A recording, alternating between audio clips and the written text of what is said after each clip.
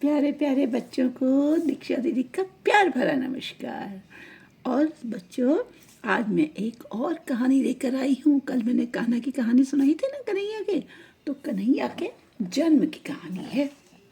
तो बहुत पुरानी बात है कन्हैया के जन्म की। एक राजा थे, उनका नाम था कृष्ण, ठीक है। कंस कंस की एक चचेरी बहन थी। राजा तो नहीं था लेकिन राजकुमार था कंस, और उसकी एक चचेरी बहन थी, उसका नाम था देवकी। कंस अपनी चचेरी बहन को बहुत प्यार करता। चचेरी बहन जानते हो, कज़न, चाचा की बेटी। तो दोनों ताऊ चाचा के बच्चे थे, देवकी और कंस। तो कंस जो है अपनी बहन को बहुत प्यार करता था, उसकी हर इच्छा पूरी करता था, उसके सब खुशियों के काम ऐसे जिससे उसे खुशी मिले वो सारे काम करता था। तो जब बड़े हुए तो कंस के जो दो मित्र थे वासुदेव, उनसे देवकी की शादी की गई। क्योंकि कंस अपनी बहन को बहुत प्यार करता था, तो विदा के समय उसने रथ से सारथी को उतारा और कहा कि अपनी बहन को मैं विदा करूँगा, मैं विदा कराने जाऊँगा, अपनी बहन का रथ मैं लेके जाऊँगा विदा के समय। तो ठीक है भाई, चल दिए खुशी खुशी अपनी बहन को विदा कराने लगे। देवकी भी बहुत खुश थी। वसुदेव बहुत ही अच्छे राजा थे, बहुत अच्छे। तो वसुदेव को पाकर के देवकी भी खुश थी। तो बच्चों, जब यह खुशी खुशी जा रहे थे तो अचानक से क्या हुआ, आसमान में काले बादल छा गए और बड़ी तेज बिजली कड़की, और एक आकाशवाणी भी कि अरे कंस, तू जिसको इतनी खुशी खुशी जिस बहन को विदा कर रहा है, उसी के 8वें पुत्र के द्वारा तू मारा जाएगा। ऐसा सुनते ही कंस की समझ में नहीं आया। अपने प्राण तो सबको प्रिय होते हैं, वो चाहे कितना ही अत्याचारी हो, कितना ही दुष्ट क्यों ना हो, कितना ही खराब क्यों ना हो, प्राण तो उसको भी अपने प्यारे होते हैं, और अपनी जान बचाने के लिए आदमी कुछ भी कर सकता है। जैसे ही उसने यह आकाशवाणी सुनी कि देवकी का जो 8वां बच्चा होगा, बेटा होगा, वो उसका दुश्मन होगा, उसको मार देगा, उसने रथ वहीं रोक दिया और एकदम से देवकी और उनको वापस ले चला। और उसके बाद उसने उनको बंदीगृह में डाल दिया। देवकी और वसुदेव ने कहा कि ऐसी क्या बात है, क्यों ऐसा कर रहे हो? उसने कहा नहीं, मैं नहीं चाहता कि इसके पुत्र जो है मुझे मारे। तो वसुदेव ने कहा कि ऐसा होगा कैसे, अपने मामा को कैसे मार देगा बच्चा? और लेकिन अगर तुम्हें फिर भी नहीं होता है तो मैं तुमसे प्रॉमिस करता हूँ कि मैं तुम इसके अपनी सारी संतान, जितने भी 8 बच्चे होंगे, मैं सभी तुमको सौंप दूंगा, तुम उनका कुछ करो, तुम चाहे मारो, चाहे पालो, चाहे रखो, लेकिन मैं तुमको दे दूंगा, तुम निश्चिंत रहो। और इसलिए अपनी बहन को ऐसे, वो अपनी बहन को मारने वाला था, तो उसने अपनी बहन को इस तरह मत मारो, हमें भले ही जेल में रख दो, बंदी गृह में डाल दो, बंद कर दो, लेकिन मारो मत। बहन को कौन मारता है? बहन को तो प्यार किया जाता है, बहन का की रक्षा की जाती है, उसे नहीं मारा जाता। बात ऐसा सुनकर कंस ने देवकी को नहीं मारा और उसने उन दोनों को जेल में डाल दिया। ठीक है, बंदी गृह में डाल दिया, जेल को बंदी गृह कहते हैं हिंदी में ना। तो बच्चों, अब कंस रोज जैसे पहली बार देवकी और वसुदेव की एक पुत्री पैदा हुई, कन्या पैदा हुई, बेटी पैदा हुई उनकी। तो वसुदेव अपनी वादे के मुताबिक सीधे सीधे वो उसको कंस को दे आए। कंस ने सोचा है इस कन्या का मैं क्या करूँगा, छोड़ो, ले जाओ, है ना। तो ऐसा सोचते ही उन्होंने वसुदेव को दे दिया। उसने कहा, तो उसने तो कहा था 8वां पुत्र जो है वो मुझे मारेगा, तो एक कन्या मुझे क्या मारेगी?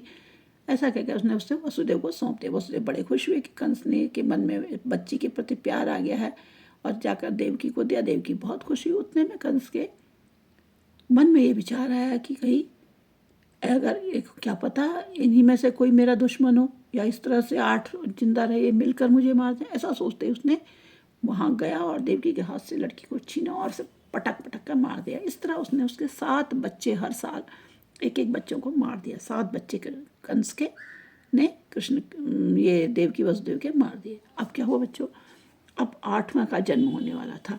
8वें का जन्म होने वाला था और सब कंस ने आदेश दे देते जेल में। उनके हाथ पैरों में बेड़ियां पड़ी हुई थी। वो 7 तालों के अंदर वो बंद थे देवकी वसुदेव। चारों ओर पहरेदार लगा दिए। उसने कहा कि अगर बच्चा यहाँ आके पैदा होने की आवाज़ आई, बच्चे के रोने की, तो तुम मुझे तुरंत सूचित करना।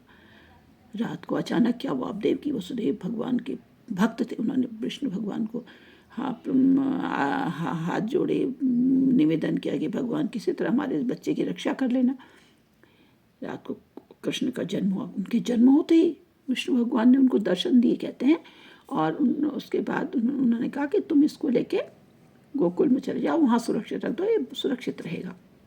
और कृष्ण के जन्म होते ही सारे उनकी बेड़ियाँ हथकड़ियाँ खुल गईं, जेल के दरवाजे खुल गए, सारे पहरेदार बेहोशी की नींद सो गए। वासुदेव ने जल्दी जल्दी उस बच्चे को, जो लड़का था, उसको उठाया, एक सूप में रखा। बाहर निकले तो देखते क्या कि घने बादल और भयंकर बारिश, मूसलाधार वर्षा हो रही है। इतनी तेज बारिश में जाएं कैसे, लेकिन जाना तो था उन्हें, तो अपने बेटे की रक्षा करनी थी। वो निकल पड़े, यमुना के किनारे खड़े हुए तो नदी तो भयानक उछाल में है, कैसे जाएं। भगवान का नाम लेके उन्होंने पैर को यमुना में डाला तो क्या हो, गज चमत्कार हो गया, डूबे ही नहीं, ऐसा लगा जैसे वो सड़क पर चल रहे हैं। और ऊपर से एक शेषनाग ने छाता कर दी ताकि वो बालक भीगे नहीं, और इस तरह से वो यमुना पार कर गए, गोकुल पहुँचे। गोकुल में सब सोए थे, वो चुपचाप से वसुदेव और नंद और यशोदा के घर पहुँचे। वहाँ यशोदा की एक सुंदर सी बेटी हुई थी उस दिन। उन्होंने चुपचाप से, दरवाजे वैसे ही खुल गए जैसे खुले थे जेल के, और वो अंदर गए। उन्होंने यशोदा के बगल से बच्ची को उठाया, उसकी जगह पे अपने बच्चे कृष्ण को रखा और चुपचाप से उसी तरह आ गए। और जैसे ही वह यमुना को उसी तरह पार किया, जैसे यमुना पार की, जेल में पहुंचे, उनके अंदर पहुंचते दरवाजे बंद हो गए, उनके हाथ पैरों में बेड़ियां पड़ गईं, और बिल्कुल चमत्कार सा हुआ भगवान का। और बच्चे ने, वो जो बच्ची थी उसने बहुत जोर से रोई। उसके रोने की आवाज़ सुनते ही पहरेदारों ने कंस को खबर की कि कंस, वहाँ तो बच्चा 8वां पुत्र पैदा हो गया है। और कंस आया दौड़ते दौड़ते, उसने छीना उस बच्ची को। तो बोले अरे इसे क्यों मारते हो, तो लड़की है। आकाशवाणी ने कहा तो कि बेटा होगा, ये तो मेरी बेटी भी है। उसने कहा नहीं, जो भी है, मैं अपनी जान के लिए कोई रिस्क नहीं ले सकता। उन्होंने उठाया और ऐसे पटका, क्योंकि विचित्र था भगवान का। कहते हैं कि वो बच्ची उछलती उड़ती हुई आसमान में चली गई, और वहाँ एक बड़ी देवी के रूप में दिखाई दी, और बोली कि अरे दुष्ट कंस, तू मुझे क्या मारेगा, तुझे मारने वाला तो संसार में पैदा हो गया है। और ऐसा कहकर वह गायब हो गई। कंस को ये हो गया कि समझ में नहीं आया क्या करूं, कंस हाथ मलता रह गया। तो बच्चों, इस तरह से कृष्ण जो थे गोकुल में नंद बाबा के घर पलने लगे। वहाँ उनके जन्म के गीत गाए जाने लगे, जन्म के संस्कार होने लगे, उनका नामकरण संस्कार हुआ, उनका नाम कन्हैया रखा गया, कृष्ण रखा गया, और वो सबके बहुत प्यारे हो गए। तो कृष्ण जन्म की ये खूबसूरत सी गाथा अभी तक चलती है, और इसी के रूप में आज हमारे देश में जन्माष्टमी भी मनाई जाती है। तो बच्चों, आपको पता होगा कि इसके बाद कृष्ण की बहुत सारे छोटे छोटे कहानियाँ हैं, और जो मैं हर एपिसोड में आपको सुनाऊंगी अलग अलग दिन। तो आप इंतज़ार करिए मेरी अगली कहानी का। तब तक इस कहानी को लाइक और शेयर करिए, और अगर सब्सक्राइब नहीं किया तो सब्सक्राइब भी करिए। अगली कहानी तक के लिए मैं आपसे विदा लेती हूँ। नमस्कार।